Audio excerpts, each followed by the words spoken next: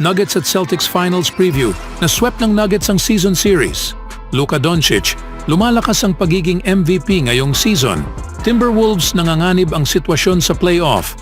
Brandon Podziemski, pinaliwanag kung bakit sumablay sa layup. May positibong babalik kung sakaling mawawala si Curry ayon kay Clay. Ngunit bago ang lahat, kung gusto nyo ng matibay na basketball shoes, New Curry 11, mabibili lamang sa halagang $2,999. Click lamang ang link sa comment section or bisitahin lamang ang tefen.com for more high-quality shoes. Kung ang laban nitong Biyernes ay ang Finals NBA Preview, ang Denver Nuggets ay tila ang may magandang panlaban. Pinangunahan ni Jokic ang daan ng Denver patungo sa 115-109 na panalo laban sa Boston Celtics. Sa isang pangunahing laban sa pagitan ng defending champion sa NBA at sa may-ari sa best record sa liga, ang Denver ang nanalo sa season series sa proseso. Na-sweep nila ang Boston. Ito ay naging normal na nalaban para kay Jokic na may 32 points sa 11 of 18 shooting, 12 rebounds, 11 assists at isang turnover. Ang kandidato sa MVP ay tila apektado sa pinsala sa siko para sa ilang bahagi ng laro. Ngunit patuloy pa rin siyang nag-o-orchestrate sa isang malakas na laro sa opensa laban sa pangalawang team sa NBA sa defensive efficiency. Naging leading ang Celtics sa karamihan sa unang quarter hanggang sa isang mabilis na 9-2 run sa dulo ang nagbigay sa Nuggets sa isang abanteng hindi nila ibinigay. Ngunit naging malapit din ang Boston. Natay ng Celtics ang laro sa ilang bahagi sa third quarter at pinaliit ang double-digit lead sa 2 puntos lamang sa huling 2 minuto sa laro. Sumagot si Jokic at Gordon sa pamamagitan sa paggawa nito na mayroon pang 20 seconds ang natitira. Kung titignan, ito ay hindi ang pinakamasigabong dunk sa laro o ang pangalawang wildest dunk dahil pagkatapos, nagbigay si Gordon ng paalala na pwede niyang maipanalo ang isa o 2 dunk contest. Si Jaylen Brown sana ang magiging bayani sa panig ng Celtics na may 42 points sa 16 of 27 shooting kasama ang 13 rebounds, 4 na assists at 3 steals. Ngunit hindi sapat upang matubos ang 14 points na nagawa lang ni Jason Tatum. Ang Boston ay nagtapos din sa 11 of 37 mula sa 3-point range.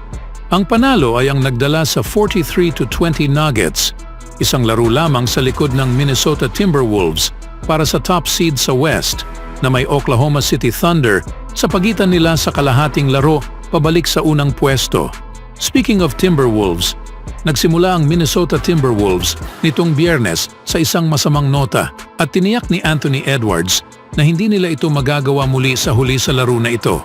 Ang All-Star ay natay ang kanyang season high na 44 points laban sa Indiana Pacers at ang kanyang pinakamahalagang laro ay nanggaling sa depensa habang patapos na ang oras.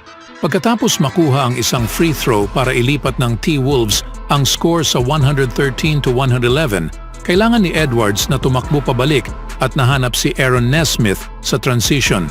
Si Nesmith ay tila may malinaw na daan para sa isang game-tying layup matapos lumampas ito kay Mike Conley sa paint at pagkatapos pumasok si Edwards mula sa kabila sa pintura at nireject siya ng malakas, sapat para tapusin ang laro. Gaano kataas ang lundag ni Edwards? Kung mapapansin mo, siya ay tumama na ang ulo sa ring sa nasabing play. Tunay nga, gaya sa sinabi niya sa Bally Sports North, pagkatapos ng laban, tumama na ang aking ulo, sa tingin ko dumikit ito sa ring. Masakit talaga ito at nahulog ako na tumama ang aking baywang. Nakita ko siya sa lane, alam ko na gagawin niya ang isang layup, pero sinabi ko, pare, pipigilan ko ito. Ito lang ang katapusan sa full takeover ni Edwards sa dulo ng laro. Narito kung paano natapos ang bawat possession ng Timberwolves sa huling 90 seconds ng laro. Ang stretch ay nagsimula 105-105. Edwards gumawa ng 3-pointer. Edwards ginawa ang 2-point jump shot. Edwards ginawa ang 2-point jump shot. At Edwards ginawa ang 1 of 2 free throws.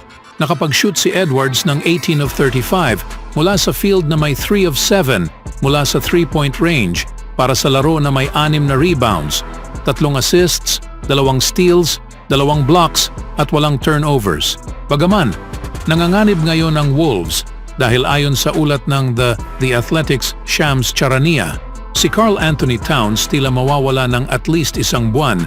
Ang veteran big man ay naging vital sa Timberwolves climb patungo sa top team sa Western Conference. Habang wala ito sa rotation, ang Wolves ay mahihirapang makipag-compete sa paparating na playoff. Sa sumunod naman, ang kahangahangang kasalukuyang hot streak ni Luka Doncic ay nagpatuloy sa tagumpay ng Dallas Mavericks kontra sa Miami Heat nitong Biyernes. Para sa ika-4 na sunod na laban, naitala ni Doncic ang isang triple-double habang nagtatapos na may 35 points o higit pang puntos na kung saan ito ang naging longest streak sa NBA history ayon sa ESPN Stats and Info. Pinangunahan ang charge sa bahay na itala ni Doncic ang pinakamataas na 35 points sa 12 of 24 shooting mula sa field at 7 of 13 mula sa 3, habang dumagdag ng 11 boards at assists. Namuhay si Doncic sa kanyang stat line sa huli. Naitama ang mga malalaking shooting sa clutch upang tulungan ng Mavericks na putulin ang 3 sunod na talo.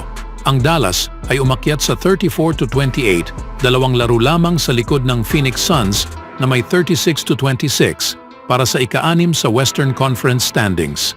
Bukod sa pagbuo sa kanyang sariling pwesto sa mga listahan ng record book, nag-post si Doncic sa kanyang ika-5 sunod na 30 points na triple-double na nagtie kay Russell Westbrook noong 2017 para sa pinakamarami sa lahat.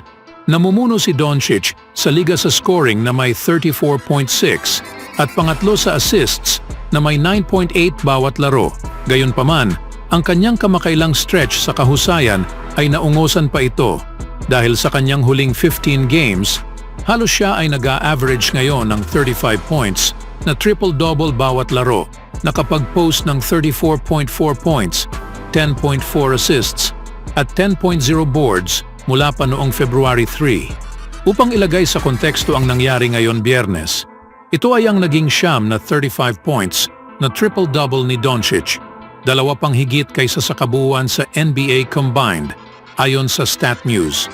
Sa ibang balita naman mga kaibigan, sa laban na papatapos na ang oras sa huli sa ika-4 na quarter, ang rookie ng Warriors na si Brandin Podziemski ay may malinaw na daan patungo sa basket, ngunit nag-aalala si Podziemski na baka dumating mula sa likod ang Bulls big man na si Nikola Vucevic at i-reject ang layup, kaya sinubukan ng 21-year-old na lumipat at sinubukang gamitin ang kanyang kaliwang kamay.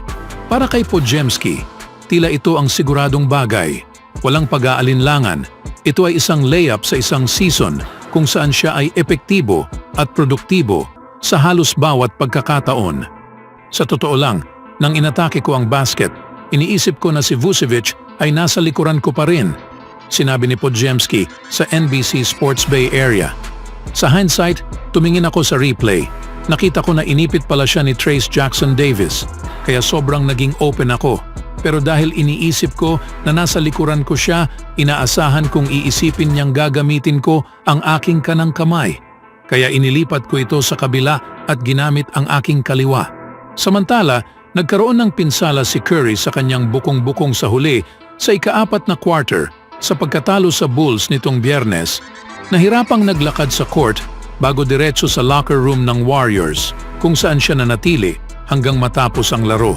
Pagkatapos ng pagkatalo, ipinaliwanag ni Klay Thompson kung bakit may dahilan pa rin para maging optimistic sa gitna sa malungkot na panahon na ito. Alam ko na mamimiss namin siya kung sakaling magkaroon siya ng pahinga, sabi ni Thompson sa mga reporter. Naranasan na namin ang sitwasyong ito kung saan kailangan niyang magpahinga at kailangan lang namin gawin ito collectively. Alam ko na handa siya na bumalik kapag siya ay babalik. Wala kaming ibang nais kundi ipagdasal ang kanyang mabilis na paggaling at bigyan siya ng panahon. Bagay na makakapagpahinga si Stephen Curry bago ang papalapit na playoff. Hindi tiyak, ngunit kung mawawala siya, nakakalungkot man. Ngunit ito ay bahagi na sa haba ng season, ibinahagi ni Thompson. Mahirap maglaro sa bawat laro, lalo na kung may mga minor injury. Magtatagumpay kami habang wala siya. Maari kaming aasa ngayon sa aming kasaysayan at kung paano magtatagumpay na wala siya. Anong masasabi niyo mga kaibigan? always do it on my own, so I gotta get through it. And the only thing I know is to love what I'm doing. Never give up, never slow, till I finally prove it. Never listen to the no's, I just wanna keep moving. Keep my head up when I act, head up, that's a fact. Never looking back, I'ma keep myself on track.